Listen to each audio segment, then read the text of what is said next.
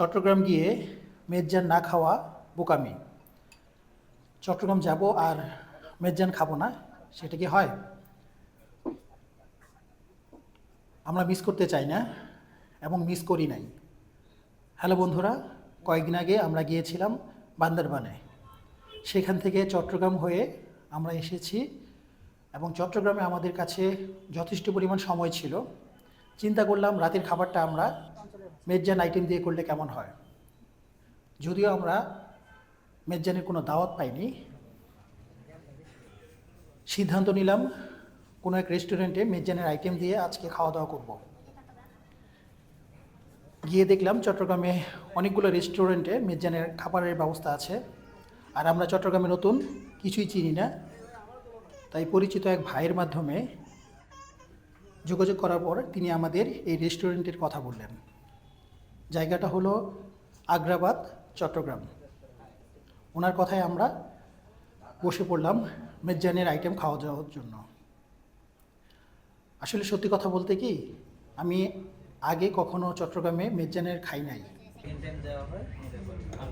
মেজজানে যে বিশাল আয়োজন হয় এবং সেখানে গরুর টাটকা মাংস রান্না করার যে এলাহি কাণ্ড আমরা ভিডিওতে দেখি, মেজজান বলতে আমি ঠিক এরকমই বুঝাই।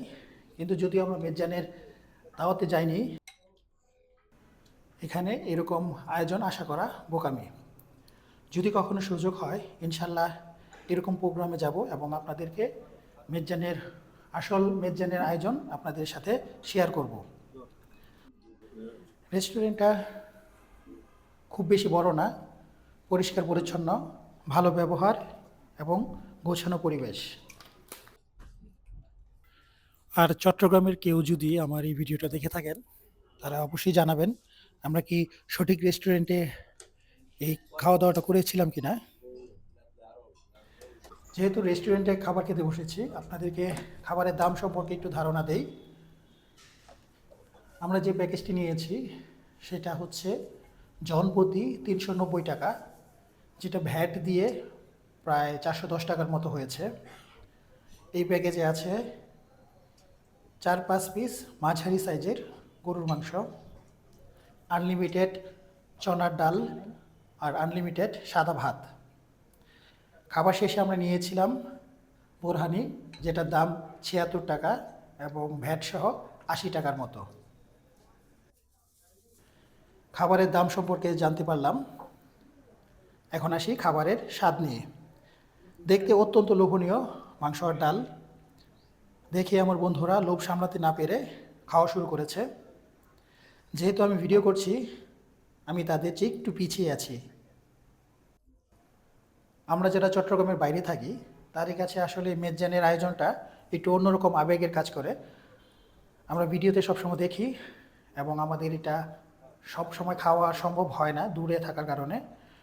কখনো যদি সুযোগ হয়, আবার বলছি, কখনো যদি সুযোগ হয় ইনশাল্লাহ ওই ভিডিওটা আপনাদের সাথে আমরা শেয়ার করব।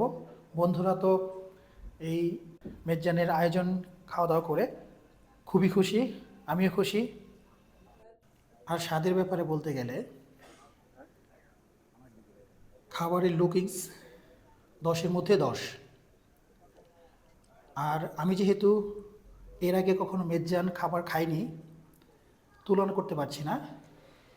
তবে এতটুকু বলতে পারি, হালকা ঝাল ঝাল কষানো টাটকা গরুর মাংস খেয়ে আমার খুব ভালো লেগেছে। আরও বেশি ভালো লেগেছে তাদের ছনার ডালটি। মাংসকে আমি যদি 10-এর মধ্যে 9 দেই, ছনার ডালকে 10-এর মধ্যে 10 দিতে হবে। এই তো বন্ধুরা, যারা এই রেস্টুরেন্টে খেয়েছেন আপনাদের কাছে কেমন লাগে আর আমাদের আজকের খাবারটার লুকিংস কেমন লেগেছে আমাদের সাথে কমেন্টসে তথ্য শেয়ার করবেন। আজকের মতো আমরা এখন ভিডিও শেষ করব। যাবার আগে বলে রাখি বন্ধুরা, যারা আমাদের চ্যানেলটি এখনও সাবস্ক্রাইব করেননি, দয়া করে সাবস্ক্রাইব করে আমাদের পাশে থাকবেন। আমরা চেষ্টা করব আপনাদেরকে নিয়মিত নতুন নতুন ভিডিও দিয়ে। দেখা হবে ইনশাল্লাহ নতুন ভিডিওতে। সে পর্যন্ত ভালো থাকবেন, সুস্থ থাকবেন। আসসালামু আলাইকুম। মেজবান মেজবান খাইলে আসেন।